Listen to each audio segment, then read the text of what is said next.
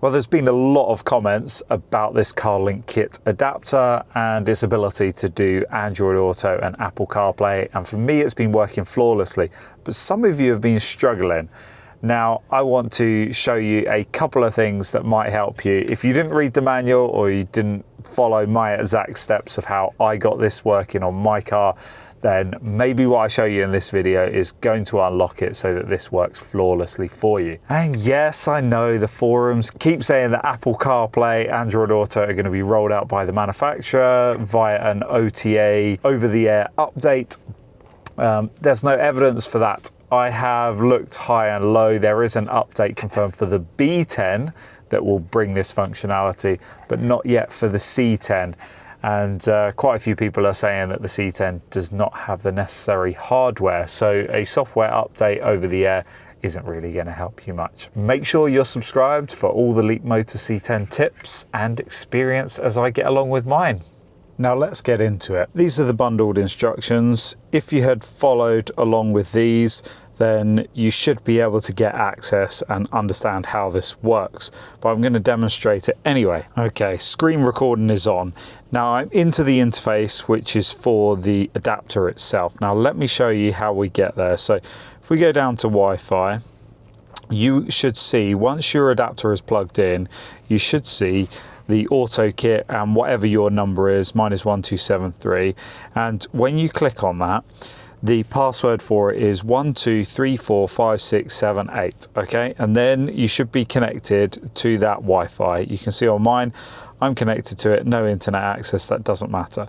Now you're going to go to your browser, so I'm in Google Chrome here, and then the IP address that you need to put in the top to access this behind the scenes control panel is 192.168.43.1.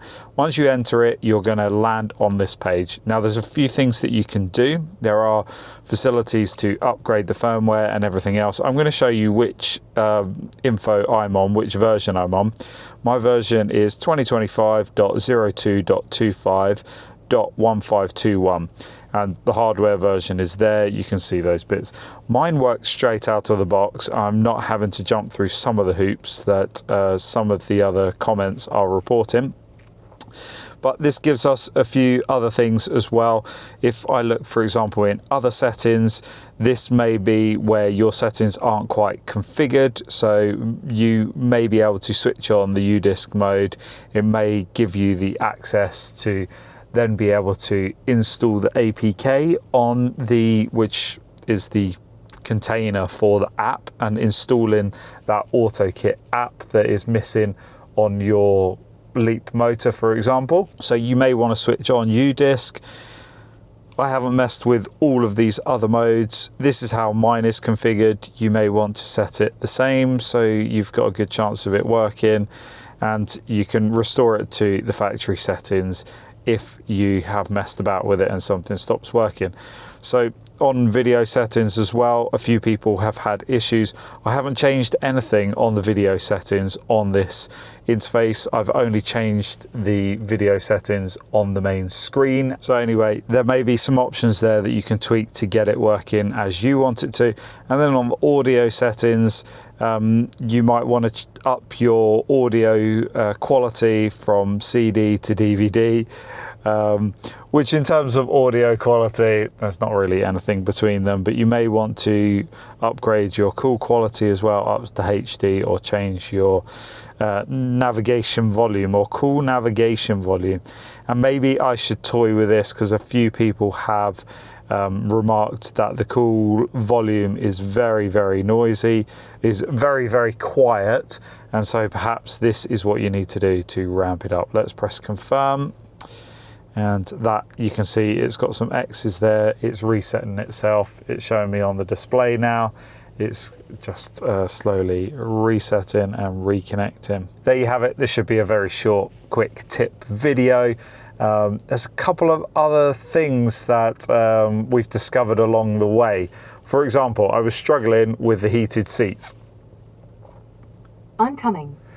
Driver's heating on. Okay, seat heating enabled. That's how you do it.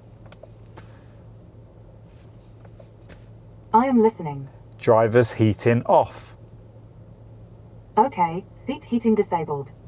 Of course, that makes complete sense, but we just need to remember those voice commands and then we can make use of it. As always, there's a link in the description and there's a discount code. I believe it's a 20% discount code that you can get if you use my link in my discount code.